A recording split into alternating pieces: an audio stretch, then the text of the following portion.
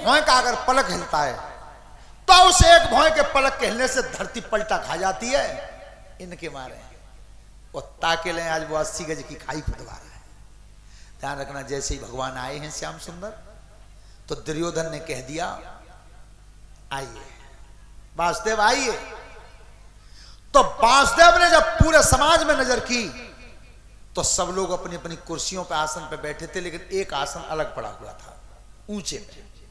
जब उधर को उंगली की दुर्योधन ने, कैसे बज रही सीटी सी दे रहा हो, उधर जब उंगली की तो उस समय भगवान कहते हैं दुर्योधन, अरे तुम राजगद्दी के मालिक बनने वाले हो और तुम इतना भी नहीं जानते क्या गंगा पुत्र भीष्म विदुर जैसे महात्मा कृपाचार्य जैसे संत ये तुमने नीचे आसन पर बैठा दिए हैं और मेरा आसन ऊंचे पे लगा रहे हो? ऐसा नहीं होगा, मैं वहीं बैठूंगा जहां जे सब बैठे। भगवान ने वहीं बीच में आसन नियुक्त कर दिया। वो जो दुर्योधन ने बनाया था वो खाली रह गया। अब उसने विचार किया कि जे तो चाल कामयाब नहीं भई। फिर कई भवन को आदेश कर दिया 56 प्रकार के भोजन बनवा दो, सब जहर के हों, जहर के।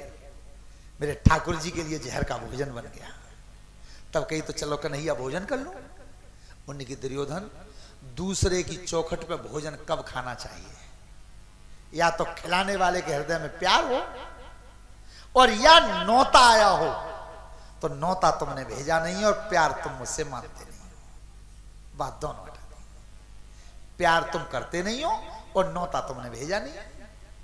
तो मैं आज का भोजन चाचा विदुर के यहां करूं। विदुर बैठे थे अलग कुर्सी पे, चाचा विदुर के यहां करूंगा और किसी के।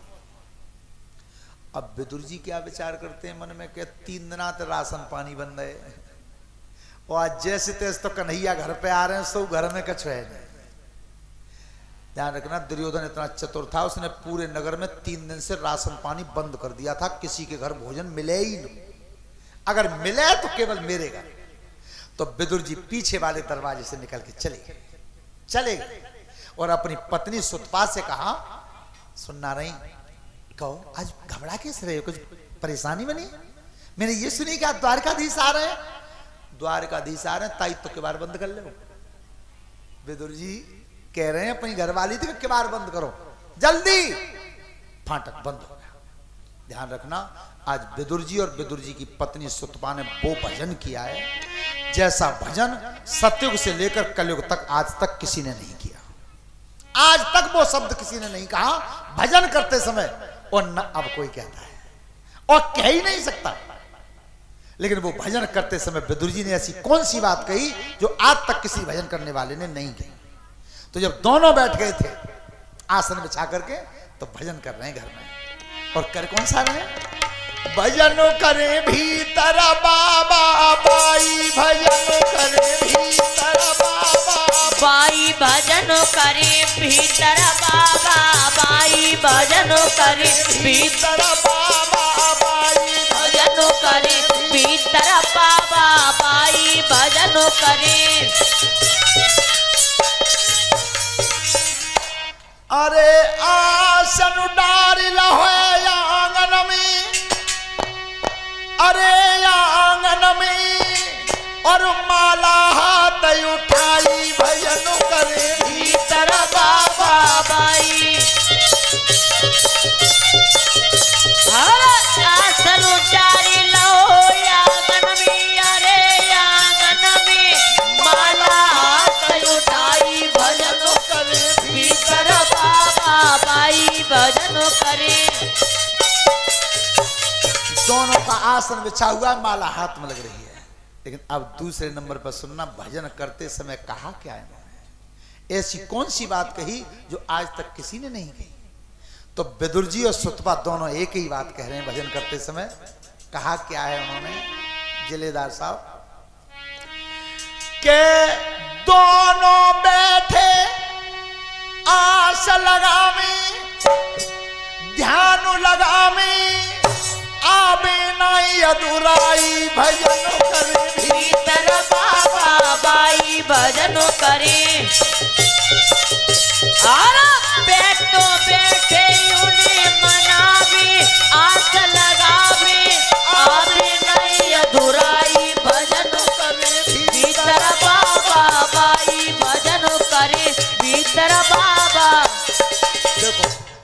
सबने भजन हमने देखा है, बहुत अच्छा पूजा गृह बना हुआ है वकील साहब के यहाँ।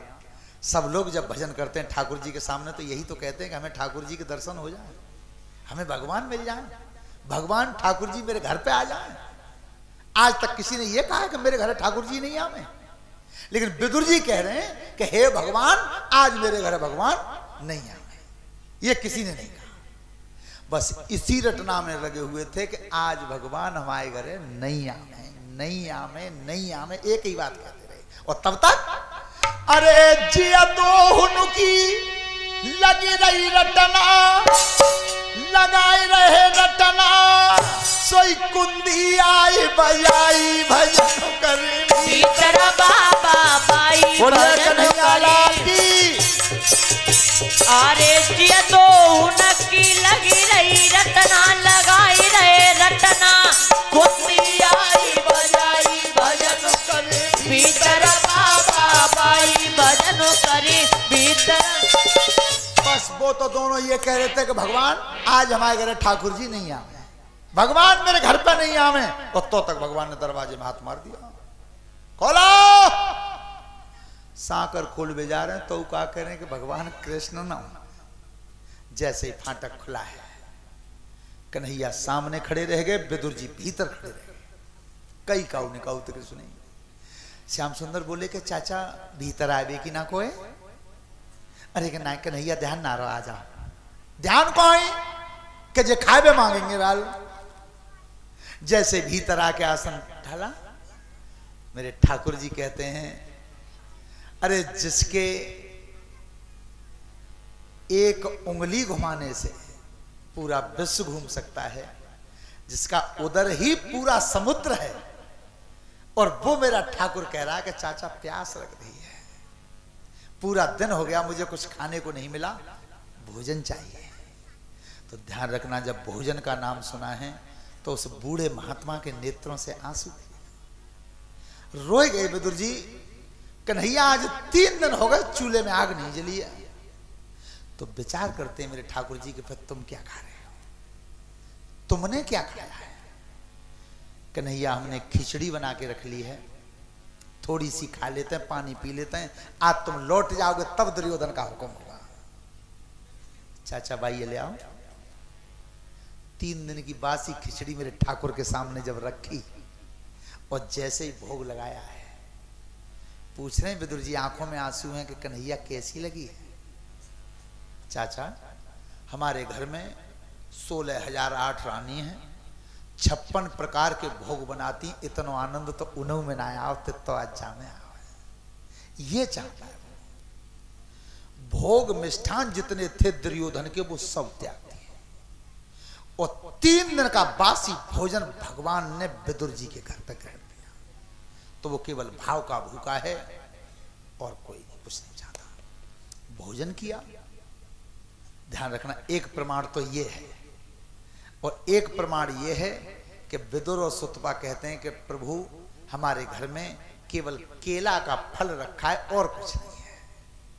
तो भगवान ने केला मंगाए थे, लेकिन विदुर जी तो जब पानी लेने चले गए ठाकुर जी के लिए, तो सुतपा केला नुका रही है। और केला नुका में और बीच में जो भीतर भाग निकले धरती पे फेंक दें, और केला को छिलका भगवान के मुंह में दे दें। खाते रहे, उस छिलका को खा गए। और जब विदुर जी लौट के आए तो उन्होंने ये क्या कर रही हो, जो चीज खिलाने की थी वो तुमने फेंक दी और ठाकुर जी को छिलका खिला दिया। उन्होंने कि अगर सही बात पूछो तो मुझे आज ये ज्ञान ही नहीं रहा। इस ठाकुर जी के प्यार में, इसकी सूरत को देख के मुझे ये नहीं पता रहा कि कौन सी चीज खिलानी चाहिए और कौन सी फेंकनी चाहिए। भगवान केवल प्यार का भूखा है, वो आपके धन का भूखा नहीं है। विश्राम किया। सुबह जब दुर्योधन का दरबार लगा तब कहा, हे दुर्योधन, राजगद्दी का बंटवारा कर दीजिए, अन्यथा इतना बड़ा संग्राम होगा न अब तक हुआ है न कभी आगे होगा। श्रोता बंधु, दुर्योधन ने मने कर दी।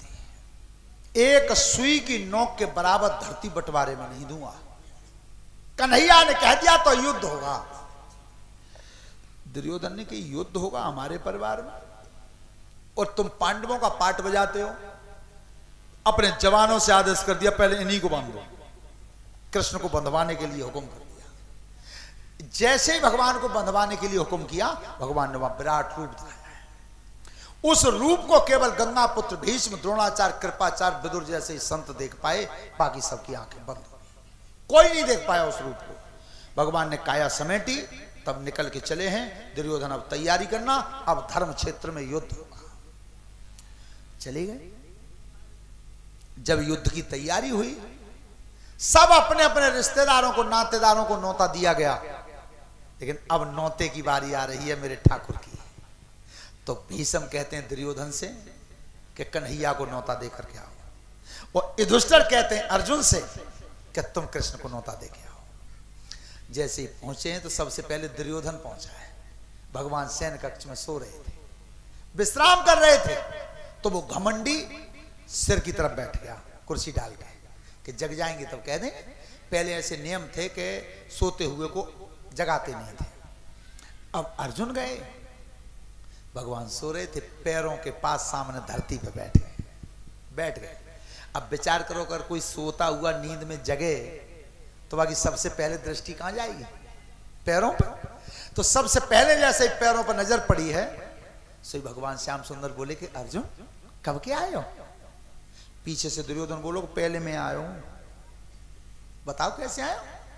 कि तुम्हें पता नहीं है कि युद्ध का न्योता लग गया है, तो हम तुम्हें निमंत्रण देने आए और मदद मांगने आए हैं। अर्जुन तुम? कि प्रभु मदद कोई हम आए, मदद कोई हम आए। तो कन्हैया ने कहा कि तुम दोनों आए हो तो मैं दोनों को दूंगा, लेकिन मेरा बंटवारा सुन लो कैसे है। एक तरफ मेरी एक अक्षौणी सेना रहेगी। एक अक्षौणी सेना की गिनती श्रीमद् भगवत गीता में 2,18,700 ये आई है। तो एक तरफ मेरी सेना रहेगी और एक तरफ मैं अकेला रहूंगा।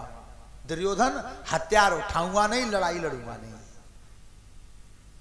दुर्योधन ने कीजिए हथियार उठाएंगे ना, लड़ाई लड़ेंगे ना, तो फिर इनको हम करेंगे ही का। सेना की सेना लड़ेगी, ले जाओ। बंटवारा हो गया। दुर्योधन ने जब सेना का प्रस्ताव रख दिया तो भगवान कहते हैं पारस से कि अर्जुन तुम बताओ।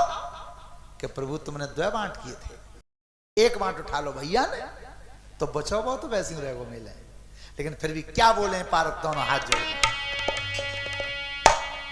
मेरी विनती है बारंबार, अरे समरिया दर्शन कोई आई जइयो।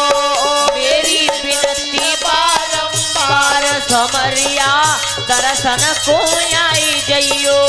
मेरी विनती है बारंबार, कन्हैया दर्शन कोई आई जइयो। मेरी विनती बारंबार, सामरे दर्शन कोई आई जइयो। अरे आहा लड़ी रे कू हम 5 बहुत, लड़ी रे को हम 5 बहुत, लड़ी रे कू हम 5 बहुत, लड़ी रे को हम 5 बहुत। दिन रात चले हथियार, समरिया दर्शन कोई आई जइयो। दिन रात चले हथियार, सामरे दर्शन कोई आई जइयो।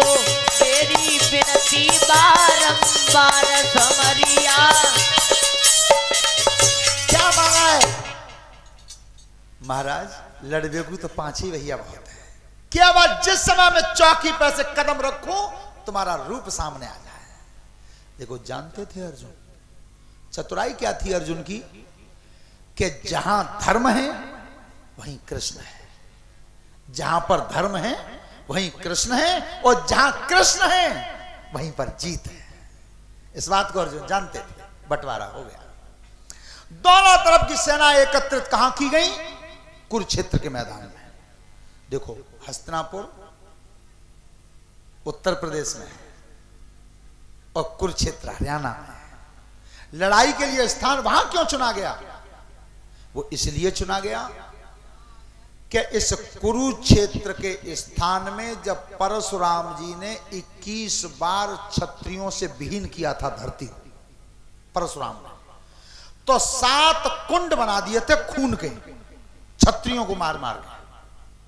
उसी समय परशुराम जी ये वरदान दे गए थे इस धरती को कि इतना भूखंड हमेशा निर्मोही रहेगा। निर्मोही मीन्स किसी को किसी का मोह नहीं होगा यहां मरते समय। तो इस बात को भीष्म पितामह जानते थे कि जब परिवार में आपस में युद्ध होगा तो मरेंगे तो जरूर, इसलिए कुरुक्षेत्र को तय किया गया।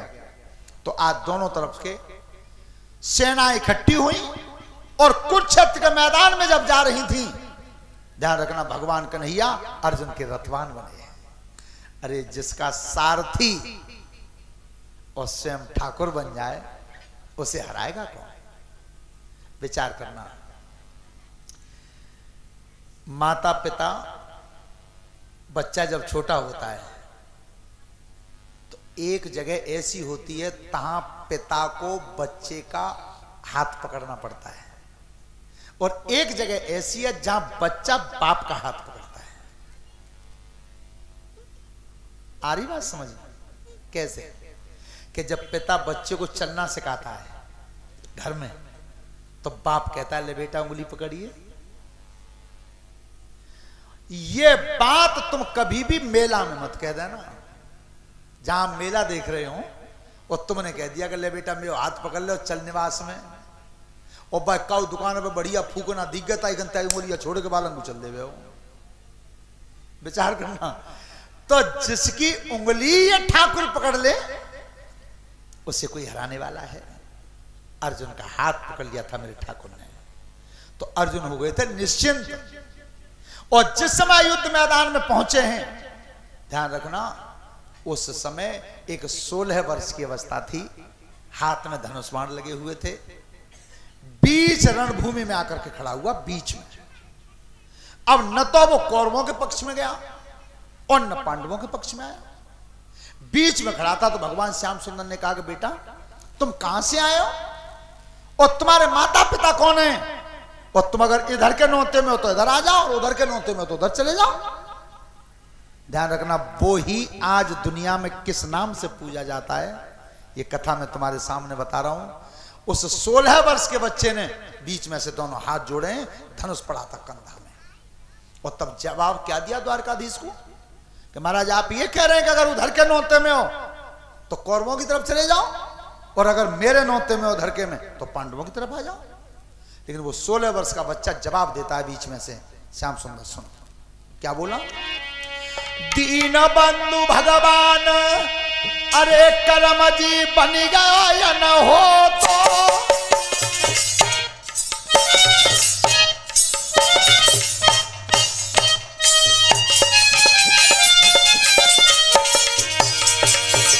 और कहा करूं कि जाऊं तो नहीं एक नो तो, अरे का करो कि जाऊं तो नहीं एक नो तो, और कहा करें कि जाए तो नहीं एक नो तो, स्वामी का करे कि जाए तो नहीं न तो नौता पांडवों की तरफ से और न मेरे पास नौता कौरवों की तरफ से। तो फिर बेटा तुम हथियार लेकर क्यों आए हो? अरे गिरा बालकनी उच्चारी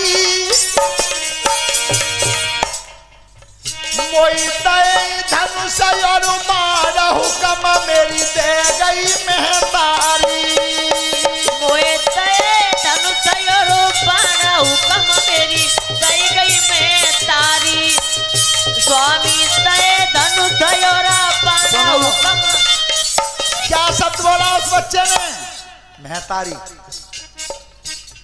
मेरे भारत की किसी भी संस्कृति के किसी पुराण को शास्त्र को खोल के देख लेना, माताजी शब्द लिखा मिला है, मेहतारी मिला है, अम्मा मिला है। रामायण में स्पष्ट लिखा है कि थोड़ी बात और पिता दुखारी ना प्रतीत मोय मेहतारी।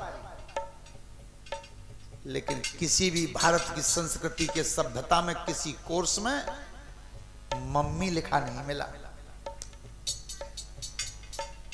और सबसे ज्यादा प्रयोग इसी शब्द का हो रहा है। पढ़ने वाले बच्चे अध्यापक से पूछ लेना, ये अंग्रेजी का शब्द है कि मम्मी कहते किसे हैं। मम्मी कहते हैं जो मुर्दा घर में लाश रखी होती है उसे। बाप से थोड़े दिन पहले तो डैडी कहते हैं, अब कहते हैं डैड। और डैड माने का है मम्मी बंद है मोम, कौन सा मुहारे बाबू। लेकिन मेरे भारत की सभ्यता में माता जी, पिताजी, महतारी, मैया, भगवान कृष्ण खुद मैया कहते थे अपनी मां को, मम्मी शब्द कहीं नहीं है। तो आज वो बच्चा कह रहा है कि कन्हैया मेरी महतारी ने मुझे हुक्म दिया है यहां आने के लिए, लेकिन उसने मुझे आदेश क्या किया है, अरे बचन को पालन कर दइए, जा दल की है जाई हार मदद तू ताकी कर दइए, जा दल की है जय हार मदद तू ताकी कर दइए, बेटा दल की हुई जय हार मदद तू। मेरी महतारी का ये हुक्म है कि इन दोनों पक्षों के बीच में संग्राम होगा, जो दल हारे उसकी मदद करना। भगवान श्याम सुंदर बोले तो तू हारते हुए की मदद करेगा? तो बेटा मैं ये पूछना चाहता हूं कि तू आखिर है कौन, तेरे माता पिता कौन है, तेरा परिचय क्या है? तो वो 16 वर्ष का बच्चा परिचय बता रहा है भगवान कन्हैया के सामने। क्या? अरे भीमसेन को मीनाती हूं और घटो तक चकूं राजकुमार, मोर भी मात हमारी कहिए और बब्बरी को है नाम हमार।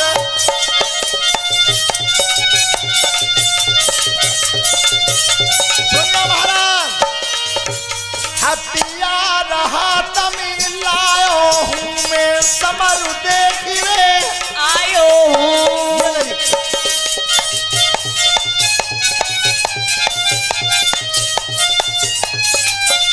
महाराज मेरी महतारी का हुक्म है कि मैं हारते हुए का पक्ष बजाऊंगा। भगवान ने की मामलो गड़बड़ है, मुझे पांडव जिताने और कौरव मुझे हराने, और जी कह रहा हो कि मैं हारते हुए की मदद करूंगा। तब कही बेटा तेरी अवस्था नहीं है, 16 वर्ष की तेरी उम्र है, अरे जा रणभूमि में जिस समय अर्जुन और कर्ण जैसे महारथियों का युद्ध होगा उस समय दिन की रात बन जाएगी, वही लौट जा। तो उनकी प्रभु तुमने मुझे कछु कमजोर समझो है, अगर परीक्षा लो तो मैं दिखा भी सकता हूं कि मैं बाण चलाना कितना जानता हूं। तो 16 वर्ष के बच्चे ने एक तरकस में से तीर निकाला और बाण की नोक में लाल रंग लगा दिया, लाल रंग, और अपनी मां का स्मरण करके उस बच्चे ने वो तीर चला दिया। दोनों दलों में वो बाण लौट के आया और तब कही कन्हैया से कि ठाकुर जी कौरव और पांडव दोनों दल में कोई वीर बाकी नहीं है, कोई हाथी बाकी नहीं, कोई ऊंट बाकी नहीं, जा रण में जाके सीना पे लाल रंग को निशान नहीं, कोई नहीं बचा दोनों में। और आप एक बार और कह दें, एक ही तीर और मारूंगा, ये दोनों दल मरे ही दी जाएंगे। भगवान ने की मामलो गड़बड़ है, अब जा छतरी की तरफ देखें, बाकी सीना पर लाल निशान, घोड़ा माओ नजर करें तो घोड़ा की छाती पर लाल निशान, भगवान ने की मार देगा। तब कही बेटा बाणधारी तो मैंने मान लिया तू वास्तव में सच्चा छत्री है, लेकिन जो छत्री होते हैं वो दानधारी भी तो हो सकते हैं, तो तू दानधारी कितना है महाराज उसकी भी परीक्षा ले लो। तो आज एक अर्जुन की खातिर, क्यों कि मेरे ठाकुर जी ने पहला पंजा अर्जुन पर रख दिया था कि मैं इस संसार में सबसे ज्यादा तुझे प्यार करता हूं। तो आज बब्बरी के सामने खड़ा है, तब कही बेटा तू दानधारी कितना है, कि प्रभु उसे भी कह के देख लो। तब भगवान ने मांगा क्या है उसका दान में, बेटा ठाड़ो खेत में इत बोली उठे जगदीश, दान करे रण माध्य में तो अपनों काट दे शीस है, मैं तेरा शीस मांग रहा हूं। बात सुनी घनश्याम की सोई खींच लई तलवार है, घटो तक चके लालनी और धरती काट दई नारी है। शीश काट के सामने हाथ पर रख दिया। लीजिए महाराज, उस कटे हुए सर में से अब आवाज आई है। कटे हुए सर में से आवाज आई है और वो सर बोला क्या था? भगवान कृष्ण अपने पूरे जीवन में इस जगह लज्जित हो गए थे। लज्जित हो गए कि कटा हुआ सर भगवान से कह रहा है। क्या कहा? अरे मोती बन की भिखारी दीनानाथ मोते, बन के भिखारी दीनानाथ मोते, बन के भिखारी दीनानाथ।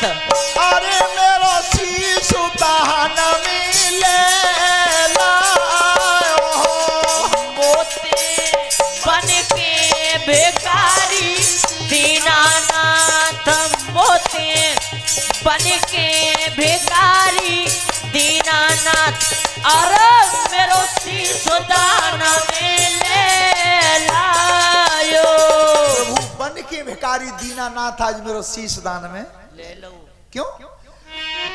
मोकू अरे समरू कदन को भारी चा,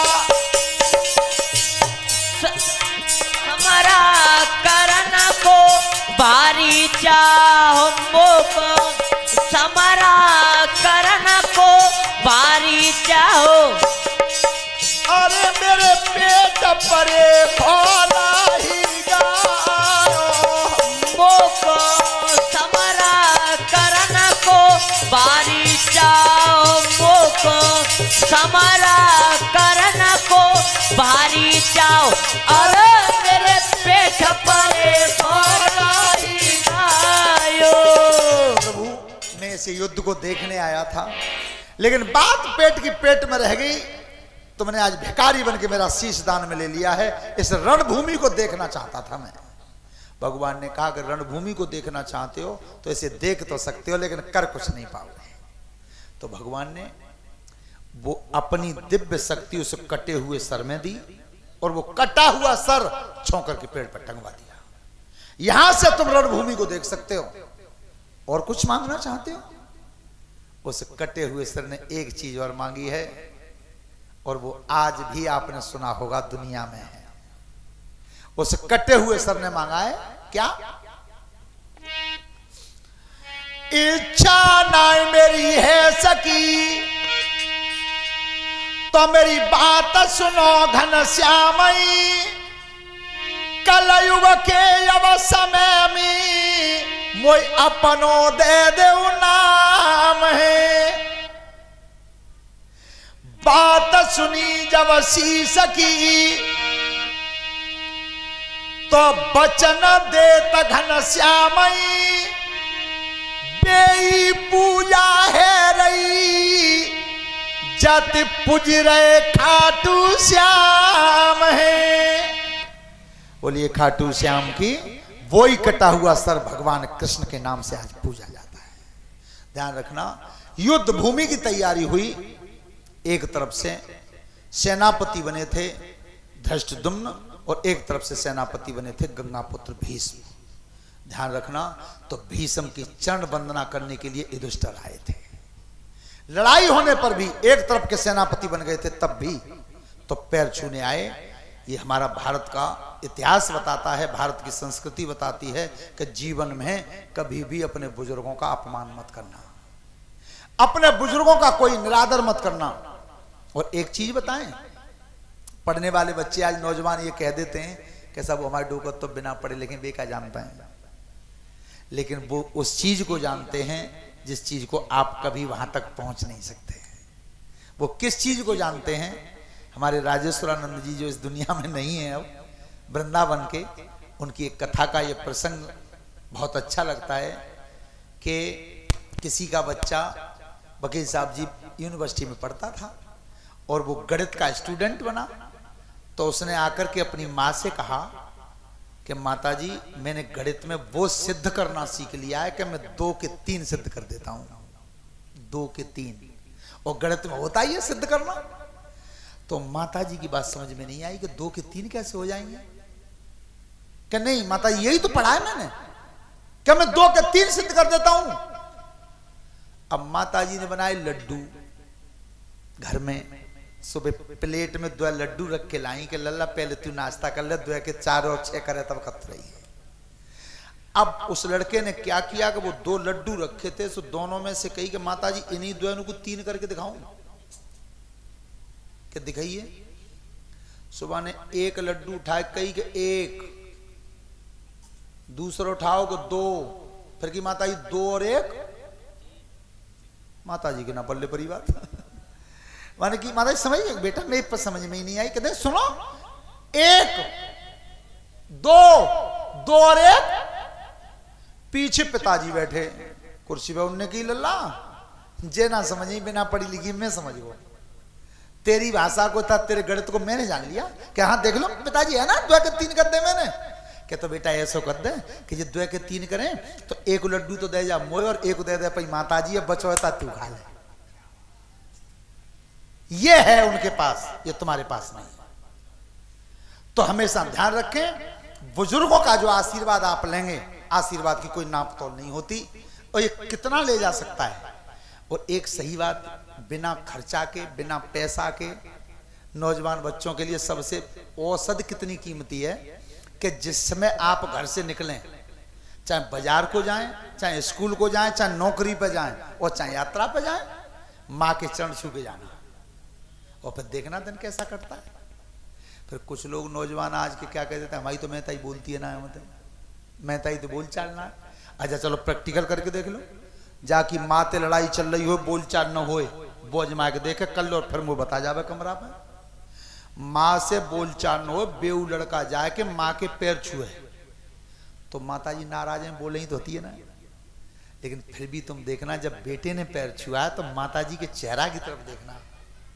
जब लड़का पैर छू रहा है, बेटा बैठा, और तो नाराजी में एक तरफ को मुंह करके यही कह दे कि भगवान में बनो रहे। ऐसा देवता दुनिया में कहीं है कि नाराजी में भी और आशीर्वाद दे रहा हो।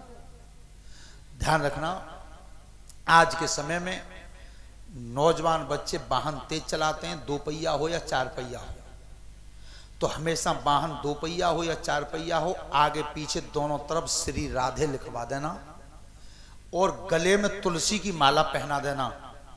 अगर मेरे ठाकुर जी की कृपा रही तो एक्सीडेंट नहीं हुआ। लेकिन इस बात को भी मन सोचना कि श्री राधे लिखवा दो, शास्त्री तो बताई गए चाहे तित्ती पी लो, हाँ ऐसे नहीं, ध्यान रखना। लेकिन आज मैंने देखा है रोड पर चलते हुए मारुति गाड़ी ले जा रहे हैं, पीछे वाले शीशा पे पूरे पे करीना कपूर की तस्वीर लग रही है, श्री राधे कौन लिखवा रहा है। तो ध्यान रखना, सोने की हार को आप चाहे 10 तोले का बनवा लें, वो आपके शरीर पर कोई भी प्रभाव नहीं छोड़ेगा। तुलसी की माला अगर गले में होगी और आपके ऊपर संकट भी आ रहा होगा तो तुलसी के दाने चटक जाएंगे, चटक जाएंगे। और श्री राधे का फल क्या मिलेगा कि रोड से जिस समय आप निकलेंगे और सामने वाले ने पढ़ दिया शीशा पे श्री राधे, पीछे से गाड़ी जिस समय जाएगी पीछे से पढ़ दिया श्री राधे, दोनों बार के श्री राधे का फल आपको मिलेगा। ये है भारत के संस्कार की चीजें। लेकिन जीवन में एक बात ध्यान रखना, अगर नौजवान बच्चे मान सकें तो, माता पिता यहाँ सुन रहे हैं, बच्चे तो खैर नौजवान कथा में आना ही पसंद नहीं करते, ये समय ही बदल गया बिल्कुल, कि बच्चों पर इतनी निगरानी रखें कि वो मेरा बच्चा कहीं गलत सोबत में तो नहीं है। बीड़ी सिगरेट गुटखा शराब इन चीज़ों का त्याग कर देना। अगर 80 साल से पहले बुढ़ापा आ जाए तो गारंटी है मेरी, पर जवानियां तो खाएगी वो बीड़ी गुटखा सिगरेट शराब 25 साल में ही, 25 साल। प्रत्यक्ष प्रमाण बता रहा हूं वकील साहब। उस दिन सिकंदरा राव भागवत चल रही थी, तो जिस कमरे में हमें रोका गया उसमें कोई खूंटी नहीं थी, तो दोनों किनारों पे इतनी इतनी किनारी निकल रही थी उस पत्थर की, उस पर एक अंगूठा बराबर लकड़ी टेकी, उस पर कपड़े टंगे हुए थे। तो उसमें ये हमारे कुमार साहब जो बैठे हैं पल्लंग अंगूछा वाए, जे लेटे हुए थे उसके नीचे, तो वो रात में लकड़ी कपड़ाओं सहित गिर गई इनकी छाती पे। तो इनने कही कि गुरुजी जे मालूम पर ये मत पेड़ गिरो है। विचार करना, पेड़ मखाने के दाने में कितना वजन होता है बताओ, फूक मार दो तो उड़ जाएगा। और ये कैमरा वाले भाई साहब बैठे कहाँ, इनके उस दिन मखाने का दाना सोते समय मार दिया, तो वो नाक में लगा तो इनने की जी ईट किन्ने मारी है। विचार करना, शक्ति यहां तक आ गई। वो आई क्यों? वो हमारे तुम्हारे केवल खान पान से और चरित्र के निर्वाह से। क्योंकि चंदा न बदला, न सूरज बदला, बदला न जमीन आसमान, जितना बदल गया है इंसान। जो भी बदला वो इंसान बदला, वो और बाकी सब चीजों की 16 वर्ष का बच्चा था जिसके सामने द्वारकाधीश कृष्ण को हिला दिया उसने। और आज जब रणभूमि में पैर छुए आकर के युधिष्ठिर ने, तो देखिए वो लड़ने वाले कैसे थे कि युधिष्ठिर से कह रहे हैं पितामह कि तेरी विजय हो, द्रोणाचार्य कह रहे हैं कि तेरी विजय हो, और दुर्योधन कह रहा है कि इन्हें विजय को आशीर्वाद दे रहे हो, फिर मेमा का उठाड़े हो, लड़ रहे हो मेरी तरफ और आशीर्वाद दे रहे हो है ना। तो पितामह भीष्म का ये वचन है, आप देख लेना महाभारत को देख करके, टीवी पे भी आता है। तो उन्होंने कहा रे दुष्ट, प्रणाम का परिणाम आशीर्वाद होता है, और इस बात को तू जानता नहीं है। तू एक बार युधिष्ठिर के पैर छू के देख ले दुर्योधन, तू एक बार युधिष्ठिर के पैर छू ले तो युधिष्ठिर तुझसे भी कह देगा कि तेरी विजय हो, पर तू इस काम को कर नहीं सकता। ध्यान रखना, भीष्म ने कह दिया कि हे अर्जुन, तू उधर का नायक है और इधर से मैं हूं, तो सुनो दुर्योधन, मैं इस पक्ष के 10,000 वीर रोजाना मार दूंगा, 10,000, लेकिन 5 पांडवों में से मैं किसी को नहीं मारूंगा।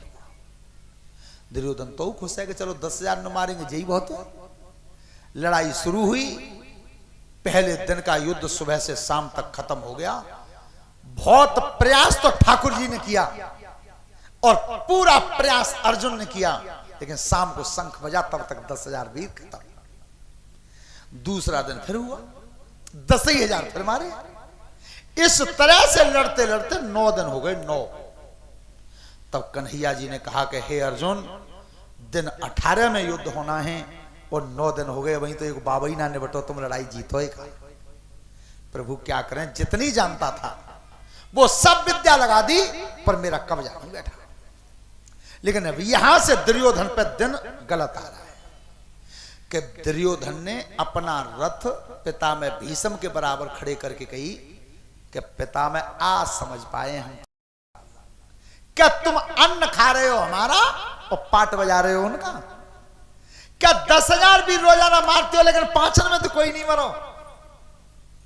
जैसे लांछन लगा है। ध्यान रखना, एक दिन बच्चों ने देखा होगा, नेट पे आया था कि अगर गंगा पुत्र भीष्म रावण के जमाने में होते तो दोनों में अगर युद्ध होता तो कौन जीतता? उसमें स्पष्ट लिखा आया कि रावण हार जाता, भीष्म जीत जाते, क्योंकि भीष्म को उनके पिताजी की तरफ से इच्छा मृत्यु का वरदान था। जब चाहूंगा तो मरूंगा और नहीं चाहूंगा तो नहीं मरूंगा, यह वरदान किसी पर नहीं था। श्रोता बंधु, जिस समय युद्ध हुआ तो दुर्योधन के सामने आज 9वें दिन शाम को पितामह भीष्म ने कह दिया कि जा, तेने इतना बड़ा लांछन लगाया तो कल के युद्ध में 5 को मार दूंगा, 5 पांडवों को मार दूंगा। युद्ध बंद हो गया, दुर्योधन ने बाजे बजवा दिए, कुंती के पक्ष में शोक हो गया कि भीष्म की प्रतिज्ञा को कोई हटा नहीं सकता, और अगर ये 5 ही मर जाएंगे तो फिर आगे लड़ाई होगी किनकी? लेकिन सुनो, उस रात का किस्सा मेरे ठाकुर जी का कैसा रहा कि जिस समय कुंती ने हाथ जोड़े कि कन्हैया अब लड़ाई बंद कर दो। क्यों? कि ये 5 ही ना रहेंगे तो राजगद्दी किनकी हो गई? तो श्याम सुंदर से कुंती ने कही कि कन्हैया कैसे हो मेरे बेटा, बच सकते हैं? आज तक इतना बड़ा चतुर राजनीतिक नेता पैदा ही नहीं हुआ दुनिया में। तो कन्हैया ने कहा कि बुआ तुम जी कहो कि मैं लड़के बचा दूं, इतना कब्जा तो मेरा नहीं है, पर हाँ अगर राजनीति का कोई पहलू सफल हो गया तो बचा तो दूंगा मैं, बस मेरे बेटाओं को बचा दो कन्हैया। तो श्याम सुंदर ने कही कि अगर बुआ तुम्हें कोई ऐतराज ना हो तो नेक देर रात में अपनी पुत्र वधू द्रौपदी को मेरे संग कर दोगी? ले जाओ, वो तो तुम्हारी बहन के समान है। तो आज द्रौपदी को लेकर के रात में चले कन्हैया, और ये कह दिया द्रौपदी से कि ये घूम के देखना तुम डेरा में कि भीष्म कौन से डेरा में है। कितनी बड़ी चाल थी। भीष्म कौन से शिविर में ठहरे हुए हैं। ध्यान रखना परीक्षित महाराज जी, उस युद्ध में 18 दिन और 18 रात 3.5 जीव एक क्षण को नहीं सोए थे। 18 दिन 18 रात, और 3.5 जो थे उनमें सबसे पहले नंबर पे द्वारकाधीश कृष्ण थे। पूरे दिन अर्जुन का रथ हाँकते थे, पूरी रात जय गणित लगाते, कल को मरे हो, को बचे हो, को किनके संग जावे हो, को किनके संग जावे। दूसरे नंबर पर पिता में भीष्म थे, उन्हें भी नींद नहीं आई। क्यों नहीं? क्या दिन में तो सेनापति बन के लड़ते थे और रात में बैठ के भजन करते थे कि हे प्रभु, अगर युद्ध अब भी बंद हो जाए तो परिवार बच जावे हो। और दूसरा सोच ये रहता था कि कल काउलम को मरे हो भीष्म तुम्हारा। कितनी अटूट बात है। आज किसी बाबा के नातन में और लट्ठू बज रहो होए, और वह बाबा तुझे पूछोगे इनमें कालंग के मत जाएं, तो बाबा तो खूब माले में काउलंग के मरेंगे बाबा ही के। तो भीष्म दुखी रहते थे। तो रात में आज कन्हैया द्रौपदी को लेकर के चले हैं, और ध्यान रखना उस डेरा के बीच में जब रात में पांचाली घूम रही हैं तो हालत क्या बनी, और कन्हैया ने चतुराई क्या करवाई है, जो भीष्म जैसे महारथी के प्रण को और प्रतिज्ञा को हटवा दिया। कैसे? लगाई रही कुरुक्षेत्र में फेरा, लगाई रही कुरुक्षेत्र में फेरा, लगाई रही कुरुक्षेत्र में फेरा, लगाई रही, लगाई रही कुरुक्षेत्र में। अरे रात में डोल रही, अरे डोल रही जिया देखत तेरा लगाई रही कुरुक्षेत्र में फेरा, लगाई रही। और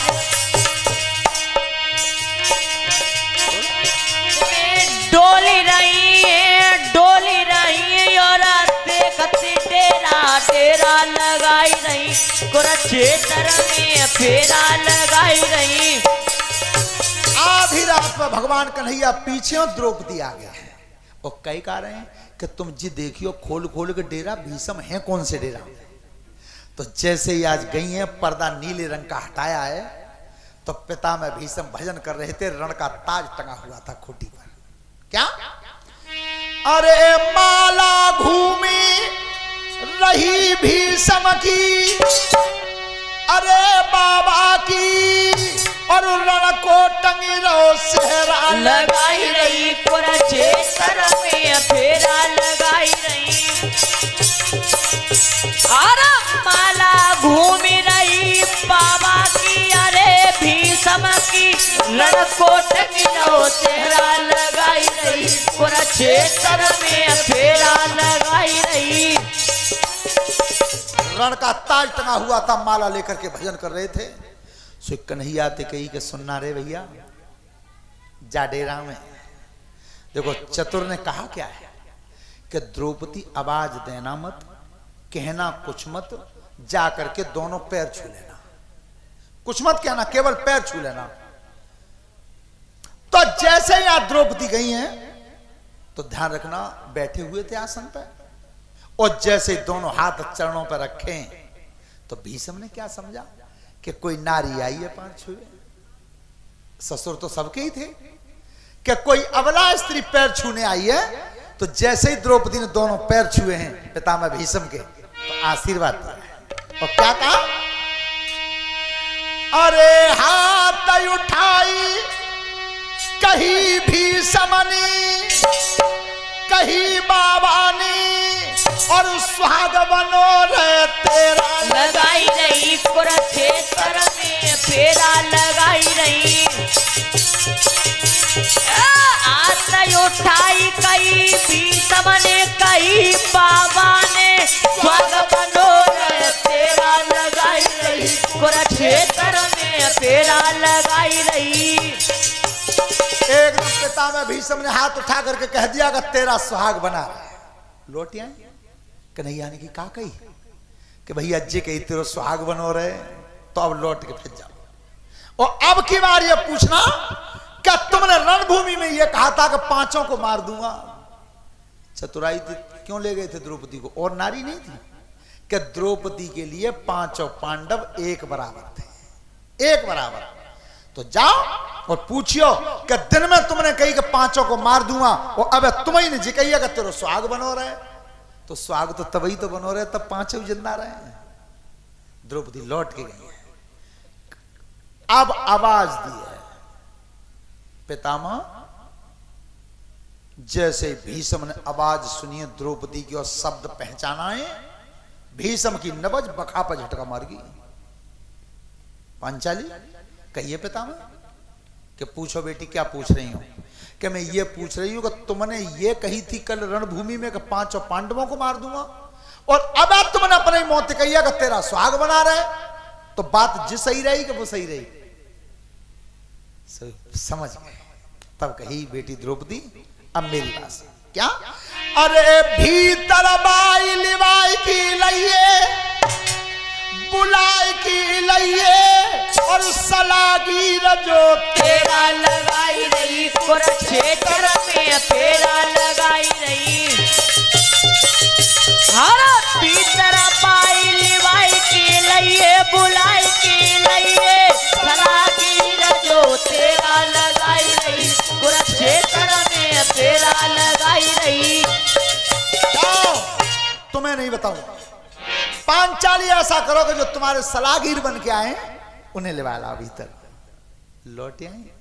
कन्हैया ने की क्या कही कि भैया तुम्हें बुला रहे हैं। ध्यान रखना, एक उस ब्रह्मचारी का सामना करने में आज साक्षात ब्रह्म हिल गया। ब्रह्मचारी में यह बल होता है। जैसे ही कन्हैया गए प्रणाम किया।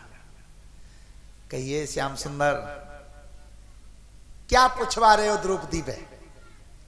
लेकिन फिर का कही चतुराई थे कि वो तुम्हारी पुत्र वधू है और तुम उसके ससुर हो।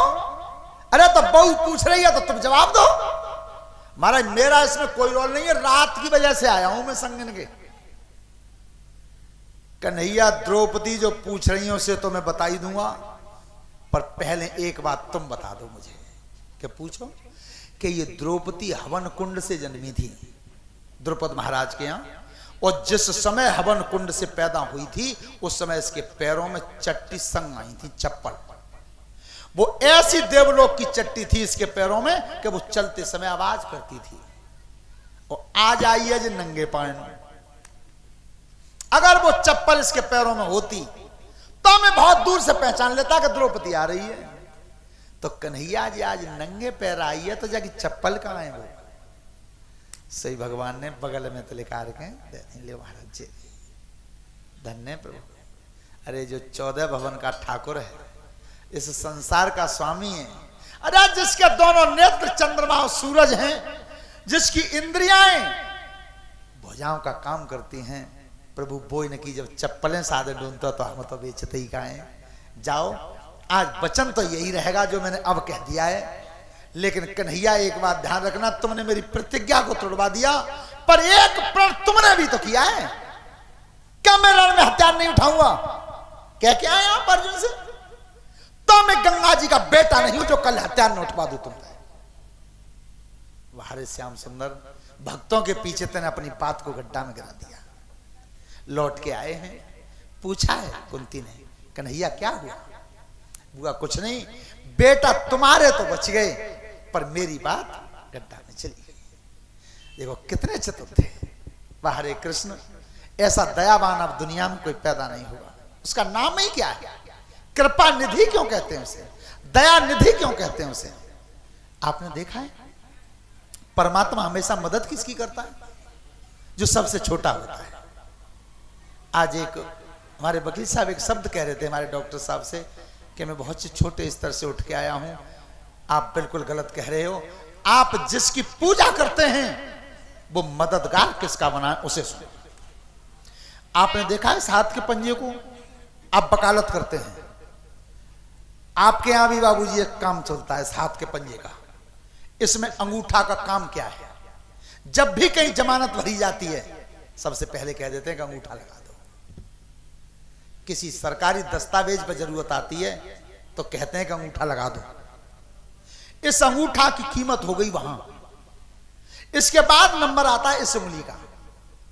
जब भी आप किसी को रास्ता बताएंगे तो इसी से बताएंगे। और इसके बाद ये अपने में स्वयं बड़ी है, सबसे बड़ी है। और जब भी आप हवन करेंगे तो तिलक किया जाएगा तो इस उंगली से किया जाता है, इससे।